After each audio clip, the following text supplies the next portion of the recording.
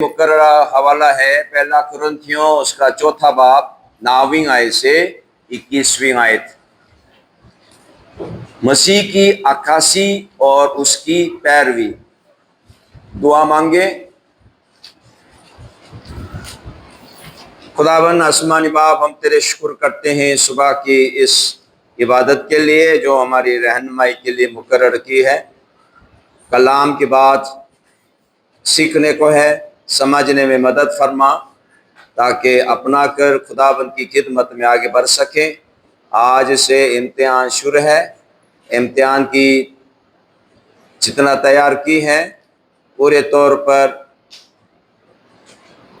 अमल में लाने में मदद फरमा ताकि अच्छे नंबर हासिल करके तेरा जलाल शायर करने वाले बन सके। यीशु के नाम में। पहला कुरिन्थियों चौथा बाब 9वीं आयत से, मेरी दानिश में खुदा ने हम रसूलों को सबसे अदना ठहरा कर उन लोगों की तरह पेश किया है जिनके कत्ल का हुक्म हो चुका हो, क्योंकि हम दुनिया और फरिश्तों और आदमियों के लिए एक तमाशा ठहरे। हम मसीह की खातिर बेवकूफ़ हैं, मगर तुम मसीह में अक्लमंद हो। हम कमज़ोर हैं और तुम ज़ोर आवर। तुम इज़्ज़तदार हो और हम बेइज्जत। हम इस वक्त तक भूखे प्यासे नंगे हैं और थके और मुक्के खाते और आवारा फिरते हैं और अपने हाथों से काम करके मुशक्कत उठाते हैं। लोग बुरा कहते हैं, हम दुआ देते हैं। वो सताते हैं, हम सहते हैं। वो बदनाम करते हैं, हम मिन्नत समाजत करते हैं। हम आज तक दुनिया के पूरे और सब चीज़ों की जरंग की मानंद रहे। मैं तुम्हें शर्मिंदा करने के लिए ये बातें नहीं लिखता, बल्कि अपने प्यारे फर्जंद जानकर तुमको नसीहत करता हूँ। क्योंकि अगर मसीह में तुम्हारे उस्ताद 10,000 भी होते तो भी तुम्हारे बाप बहुत से नहीं, इसलिए कि मैं ही इंजिल के वसीला से मसीह यीशु में तुम्हारा बाप बना। बस मैं तुम्हारी मिन्नत करता हूँ कि मेरी मानंद बनो। इसी वास्ते मैंने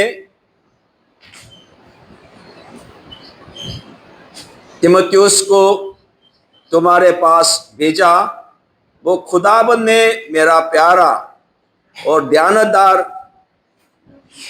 फर्जंद है और मेरे उन तरीकों को जो मसीह में हैं तुम्हें याद दिलाएगा, जिस तरह मैं हर जगह हर कलीसिया में तालीम देता हूँ। बाज ऐसी शेखी मारते हैं कि गोया में तुम्हारे पास आने ही का नहीं, लेकिन खुदाबंद ने चाहा तो मैं तुम्हारे पास जल्द आऊँगा और शेखी बाजों की बातों को नहीं बल्कि उनकी कुदरत को मालूम करूँगा, क्योंकि खुदा की बादशाही बातों पर नहीं बल्कि कुदरत पर मौकूफ़ है। तुम क्या चाहते हो कि मैं लकड़ी लेकर तुम्हारे पास आऊं या मोहब्बत और नरम मिजाजी से? खुदा का कलाम पढ़े और उसने जाने से हम सब पर खास बरकत हो। का कलाम कह रहे हैं, तुम क्या चाहते हो, मैं लकड़ी लेकर आऊं, क्या मतलब मैं धंधा लेकर आऊं, या नरम मिजाजी से मोहब्बत लेकर आऊं, नरम मिजाजी से ये कह रहे, बुआ जी कह रहे थे 3 बजे, आज मैं नहीं आऊंगी, बच्चों को बता देना नहीं आऊंगी।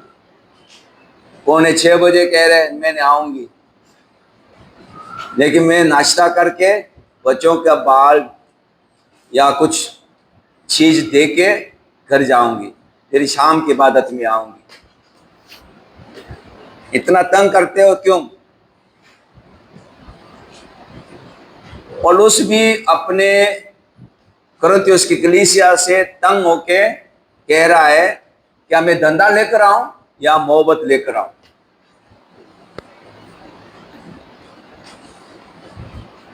क्या वजह है? उनके दरमियान कौन लोग हैं? आके मैं क्या करूंगा? क्या बोला? शेखी मारने वाला, शेखी बाजी। वो ऐसे बात करते हैं, मैं उनकी बातों को नहीं, उनकी कुदरत को मालूम करूंगा।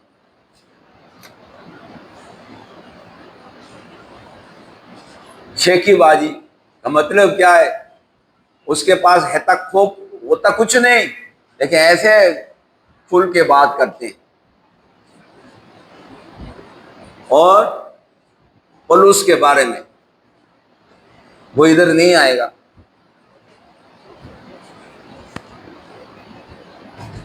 कह रहा है क्यों नहीं आऊंगा भाई, अगर खुदा ने चाहा आऊंगा, मैं आके क्या करूंगा? उनकी कुदरत को मालूम करूंगा, बातों पर नहीं। खुदा की बादशाही बातों पर नहीं बल्कि कुदरत पर मौकूफ है। बातों पर नहीं, कुदरत पर। इसका क्या मतलब होगा? बातों पर नहीं, कुदरत पर मौकूफ है। क्या कह रहा है? इसी वास्ते मैंने तीमुथियुस को तुम्हारे पास भेजा, वो खुदाबंद में मेरा प्यारा और ध्यानदार फर्जंद है, और मेरे उन तरीकों को जो मसीह में हैं तुम्हें याद दिलाएगा। मसीह में तरीकाकार है, वो उसको क्या बोलता है? दीनदारी। ठीक है, दीनदारी, तालीम। दीनदारी में क्या क्या आएगा? सवाल। हाँ, हमारे रोजमर्रा जिंदगी में दीन के हवाले से जो होता है वो क्या क्या है? दीनदारी। क्या है? सुबह की इबादत, इबादत के बाद दुआ, और बाइबल स्टडी, और शाम की इबादत में सवाल जवाब, और सोने से पहले दुआ। ये दीनदारी में आते हैं। ऐसे बात करते हैं कि हम दीनदारी में बहुत कुछ करते हैं। सिर्फ जुबानी नहीं कहो, करके दिखाओ। समझ में आ रहा है? कह रहे हैं आके मैं मालूम करूंगा खुदा की बादशाही के हवाले से। खुदा की बादशाही बातों पर नहीं बल्कि कुदरत पर मौकूफ है। दीनदारी को छोड़ देते हैं। क्यों छोड़ देते हैं? इज्जत कमाने के लिए। इज्जत कमाने का मतलब है कि जहां ईमानदार नहीं है, जहां ईमानदार नहीं है और मैं दीनदारी के कोई काम अमल में लाऊंगा तो लोग मुझे तो थप्पड़ में उड़ाएगा। भई दुआ करता है, भई बाइबल पढ़ते हैं। समझ में आ रहा है? जो ऐसे लोग हैं कि दीनदारी के कोई काम करता नहीं है बल्कि हकारत करता है, उनके दरमियान होने के साथ उनको देखते हुए अपने दीनदारी का काम छोड़ दे। या इसके अलावा भी मसरूफियात, सुबह में पानी भर रहा था, चौकीदार को बोला पानी भेजो, 6 बजे तक भेजो। वो लगातार भेजते रहे और हमारा पानी अभी भरा नहीं। मैं यामीमा को फोन किया, इन्होंने फोन नहीं होता है। 6 बजे सो रहे होंगे। हाँ, सदब को फोन किया तो सदब तो फोन उठा रहे, वो सुनता ही नहीं, आवाज ही नहीं आ रही। ऑन कर देते, इसका पैसे चला जाए। भाई एक फोन हो गया, वो 2-2.5 रुपया निकल जाता है। 2 दफा फोन किया, वो बात ही नहीं हो रहा। फिर मैंने व्हाट्सएप पे फोन किया, मैंने बोला हमारा कुछ काम है, बच्चों को मुंह हाथ धोने के लिए भेज दो। अच्छा जी। फिर 15 मिनट बाद आए। बुआ जी को परेशान हो गया, अभी 18 मिनट हो गया, बच्चे अभी जगाएगा तो देर हो जाएंगे। मैंने बोला 6 बजे जगा दिया। ठीक है, मतलब है कोई दुनियावी काम की वजह से दीनदारी छोड़ देते। समझ में आ रहा है? इबादत है, लेकिन क्या करें, गैस तो चला जाएगा जल्दी, इसलिए क्या करें, दोपहर का खाना बनाना है, इसलिए हमें इबादत में बैठने में थोड़ा सा मुश्किल है, इजाजत दे दो हम खाना पकाए। बुआ जी ने बोला चलो खाना पकाओ, क्या करेंगे, कल ऐसा हुआ। ठीक है, ये गुरु को खिलाने के लिए वजह से ऐसा हुआ है। लेकिन अगर ये इंफरादी काम होता, जाती काम होता,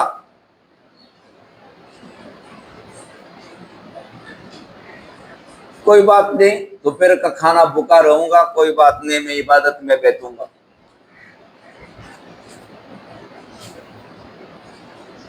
दिल की बात है ना, इबादत में बैठना अहम है या खाना पकाना अहम है? खुदावन ने शिकायत की मार्था ने, ए खुदावन, मरियम को कहो कि मैं खाना पकाने में इतना मसरूफ हूं, ये मेरे साथ दो।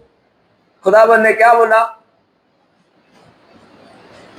इन्होंने अच्छी चीज चुना है, कोई नहीं छीनेगा। समझ में आ रहा है? प्रायोरिटी ओदर होता है, ओदर। पहला क्या काम करे, उसके बाद क्या काम करे, सबसे पहले क्या काम करना चाहिए? मैंने बोला मुस्कान, स्काइना, दूसरे टेबल गंदा हो, कम से कम ये टेबल साफ होना चाहिए।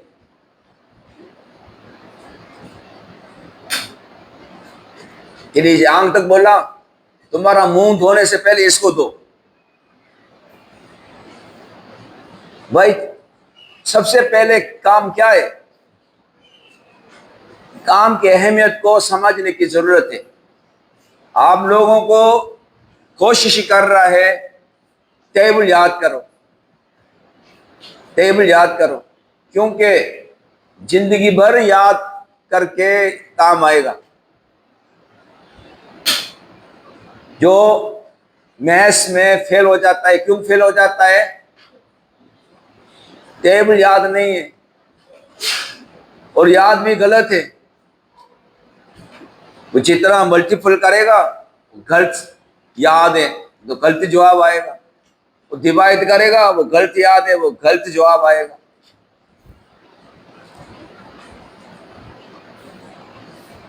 ये बेसिक चीज है, इसलिए उसको याद करना चाहिए।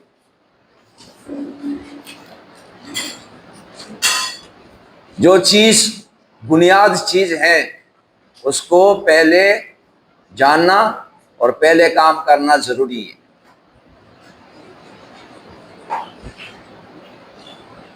एक दिन बताया मैंने दांत को संभालने के लिए ब्रश कब करना चाहिए? खाने के बाद। खाने से पहले दांत साफ कर लिया, खाना खा लिया और दांत साफ नहीं किया तो क्या करेगा? वो दांत के बीच में फंसा हुआ खाने की चीज कीड़े खाने के लिए आ जाएंगे, वो खाएगा, दांत भी साथ भी खा जाएगा और वो दांत के बीच में पड़ा हुआ चीज जो है पुराने होके क्या होगा? वो पत्थर बन जाता है, पत्थर बन जाता है, काला काला हो जाता है। दांत के किनारे में कले कले पत्थर आ जाता है। फिर उसको साफ करेगा, क्या होगा? दांत हिलने लगेंगे। तो वो पत्थर ने जगह बना लिया ना, वो जगह बना लिया, सफाई किया तो वो निकालेंगे, तो फिर वो खल्ला हो गया तो वो दांत हिलने लगेंगे। एक दिन बताया, अगले दिन खाना खाने के बाद, नाश्ता करने के बाद ब्रश करने लगे, उसके बाद छोड़ दिया। क्यों? इसलिए कि इसका फायदा फौरन नजर नहीं आता। दांत साफ करो या नहीं करो एक ही बात है, रोजमर्रा जिंदगी में नजर नहीं आता, लेकिन थोड़ा उम्र होएगा फिर पता चलेगा, कीड़े ने खा लिया, इतना सुराख हो गया, फिर क्या करना पड़ेगा? निकालना पड़ेगा। पैसे होगा वो तो आर्टिफिशियल दांत बना के रखेगा, पैसे नहीं है तो क्या करेगा? नीचे खाली है, नीचे खाली है, इसे क्या होगा? ऊपर का दांत नीचे आएगा। आपके दादा दादी का दांत देखना, वो नीचे वाले दांत से ज्यादा नीचे आ गया। समझ में आ रहा है? भाई नीचे वाला दांत होगा, चबाते चबाते जब ये आपस में तकरार होके बराबर होगा, लेकिन नीचे दांत है ही नहीं है, उसका तकरार वाला है ही नहीं है, इसलिए क्या होगा? वो नीचे भरते जाएंगे, भरते जाएंगे। समझ में आ रहा है? आपके घर में बुजुर्गों का दांत का देखो, वो सीधा नहीं है, कभी नीचे है कभी ऊपर है। क्यों? उसके साथ वाला दांत नहीं है। ऐसा क्यों है भाई? संभालना नहीं। ब्रश करना इतना अहम है। हमारे बचपन में टूथपेस्ट नहीं है तो क्या किससे करता? नमक लेते भाई, नमक से साफ करते, नमक से ब्रश करते। ब्रश नहीं है तो फिर क्या करता? यार उंगली तो है ना भाई, क्यों हंस रहे हो? हमारे बचपन ऐसा गुजरा है भाई। गरीब लोग, ब्रश नहीं है तो क्या करे? नमक थोड़ा सा लो, वो यूं करके साफ करे, ऐसे चलता था भाई। फिर भी अभी मेरा भी एक दांत नहीं है, आर्टिफिशियल लगाया, ब्रिज लगाया, देखो बाकी दांत सब सही है।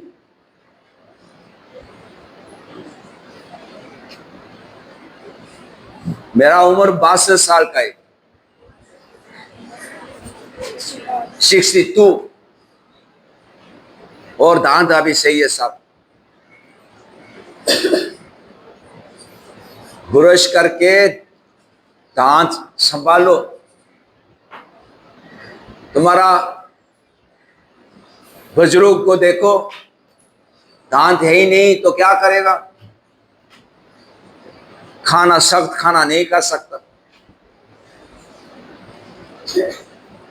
चबाने वाला दांत है ही नहीं तो कैसे खाएगा?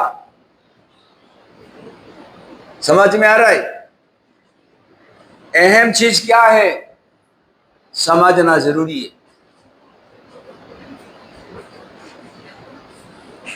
पौलुस ने गुस्से होके क्या कह रहा है? क्या मैं लकड़ी लेकर आऊं या मोहब्बत लेकर आऊं? समझा करो। सिर्फ बोलने वाला नहीं, कुदरत के साथ यानी अमल के साथ दीनदारी के साथ खुदाबंद की खिदमत में आगे बढ़ने वाले बने। खुदाबंद की खिदमत में आगे बढ़ने वाले के हवाले से क्या बोला? खुदा ने हमें कहां पर रखा है? 9वीं आयत में खुदा ने हमें कहां पर रखा है? कत्ल। क्या बोला? हाँ, कत्ल का हुक्म हो चुका हो। खुदा ने हम रसूलों को कत्ल का हुक्म हो चुका है ऐसे लोगों की तरह ठहराया है। जिसका कत्ल का हुक्म हो चुका है, इतना सताया जा रहा है, इतना अजियत जुल्म किया जा रहा है, लेकिन फिर भी हम खिदमत से हटता कि नहीं हटता? नहीं हटता।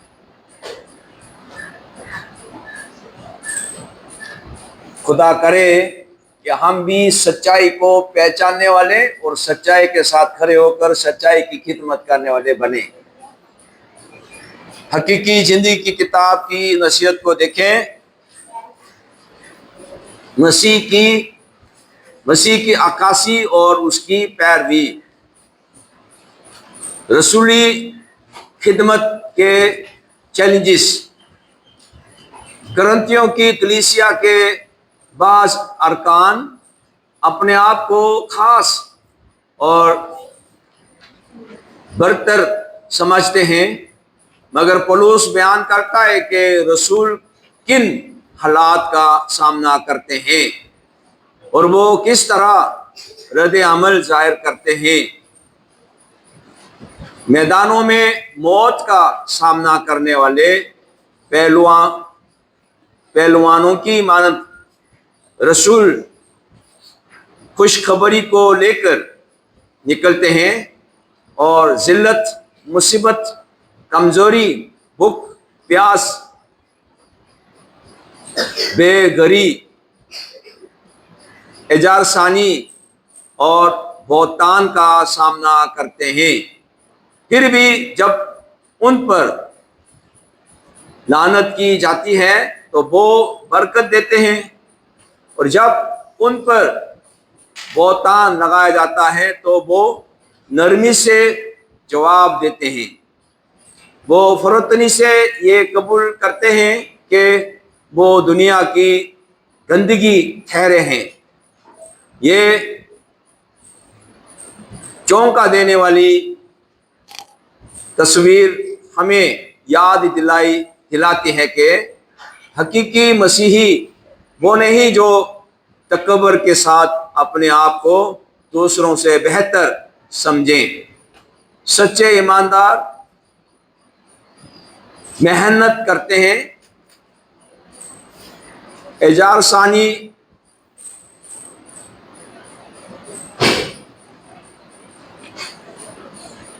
हर क्या है बर्दाश्त करते हैं और नरमी के साथ गुफ्तगू करते हैं और यूं मसीह की अक्कासी करते हैं। वो कामिल और बेगुनाह नजात दहिंदा जिसने दुख और मौत को बर्दाश्त किया ताकि उसके लोग खुदा से सुलह कर सकें। मसीह की पैरवी में इज्जत, आराम और कामयाबी के बारे में आपकी क्या तवक्कात हैं? खुदा से फरतनी और साबित कदमी मांगे ताकि आप खुशखबरी बांटने और मसीह के लिए जीने के साथ आने वाली हर मुश्किल या चैलेंज को कबूल कर सकें। दूसरा हिस्सा है मसीह जैसी जिंदगी गुजारने वाले मसीहियों की पैरवी। पौलुस का करंथियों की कलीसिया के साथ ताल्लुक एक मोहब्बत करने वाले बाप का अपने बच्चों के साथ ताल्लुक जैसा है। खुशखबरी के वसीला से मसीह यीशु में मुत्तहद होकर वो एक रूहानी खानदान है, और पौलुस एक ज्यादा बालक ईमानदार के तौर पर इस बात का नमूना पेश करता है कि ईमानदारों को मसीह के लिए किस तरह जिंदगी गुजारनी चाहिए। पौलुस उम्मीद करता है कि वो जल्द कलीसिया का दौरा करेगा और वो बयान करता है कि वो नज़म और ज़ब्त की रूह के साथ भी आ सकता है या मोहब्बत और नरमी के साथ। इस बात पर मुनहसर है कि आया कलीसिया तकबर में कायम रहती है या फरोतनी में। आइए हम इस सच्चाई के बाइस फरोतन हो कि हम सबको इत्तेसाब की ज़रूरत है। हमें चाहिए कि हम अपनी बरादरी में ऐसे ज़्यादा बालक मसीहों को तलाश करें जो अपने अल्फाज और अमाल में मुस्तकिल तौर पर मसीह की अक्कासी करते हैं, ताकि वो हमें यीशु के ज़्यादा मुशाबा बनने में मदद दे सकें। खुदा ने आपकी ज़िंदगी में किसको रूहानी बाप या नमूना के तौर पर रखा है? इस बात पर गौर करें कि वो किस तरह मसीह की अक्कासी करते हैं और आप उनसे क्या सीख सकते हैं। दुआ करेंगे। खुदाबंद आसमानी बाप, हम तेरे शुक्र करते हैं आज इस मौका के लिए। मसीही दीनदारी में किस तरह आगे बढ़ना है सीखने को मिला है। तकबर छोड़कर फरोतनी के साथ एक दूसरों की खिदमत करने में मदद फरमा। एक बार फिर मिन्नत करते हैं, इम्तिहान में मदद फरमा, ताकि जो जो याद किया है सही तरह जवाब देकर तेरा जलाल ज़ाहिर करने वाले बन सके। यीशु के नाम में ऐ हमारे बाप, तू जो आसमान पर है, तेरा नाम पाक मना जाए, तेरी बादशाही आए, तेरी मर्जी से आसमान पर भी होती है ज़मीन पर भी हो। हमारे रोज की रोज आज हमें दे और हमारे कसूरों को मुआफ़ कर कि हम भी अपने कसूरवारों को मुआफ़ करते हैं।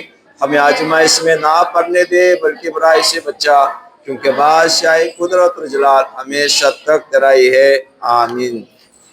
खुदाबंद यीशु मसीह का फजल, खुदा बाप की मोहब्बत, रूह कुदस का शराकत, रिफ़ाक़त और हिफाजत आप सबों के साथ, रुकुन ईमानदारों के साथ आपसे लेकर हमेशा तक होते रहे।